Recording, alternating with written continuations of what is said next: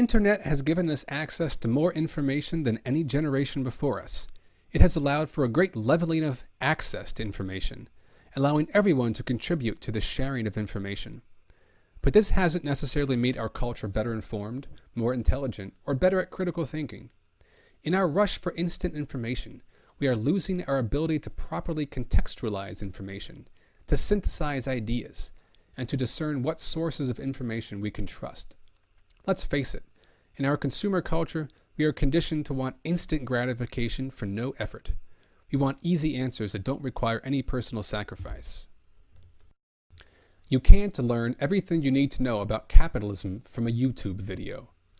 On the internet, any fool can and will explain their inarticulate and half-formed personal theories into a webcam.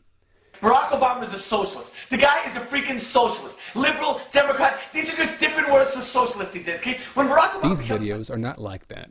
They don't represent my ideas at all. I'm trying, to the best of my ability, to explain a complex body of intellectual work that spans a long history of debates as people grappled with these ideas. By acquainting ourselves with the history of ideas, we can make sure that we don't repeat the mistakes of the past, and that we are aware of the implications of our arguments. But a video or a blog cannot substitute for the real thing. I'm dealing with complex, difficult ideas, and I'm not perfect.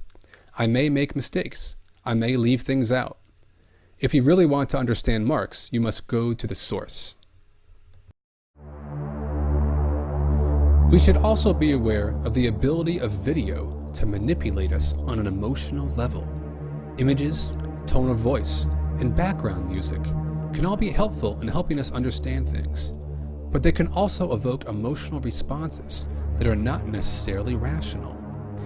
We should be aware of the way media affects our understanding of material and not let this get in the way of rational intellectual thinking. There is already enough of a shortage of rational thinking in our society.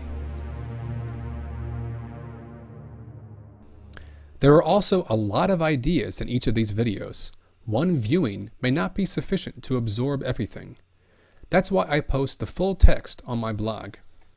The blog sometimes also contains tangents and side arguments that were cut from the video, as well as references and suggestions for future reading. I hope that the references on my blog might be a good starting point for people who are interested in learning more. As we move through these different topics in the law of value, our understanding of the law of value will deepen.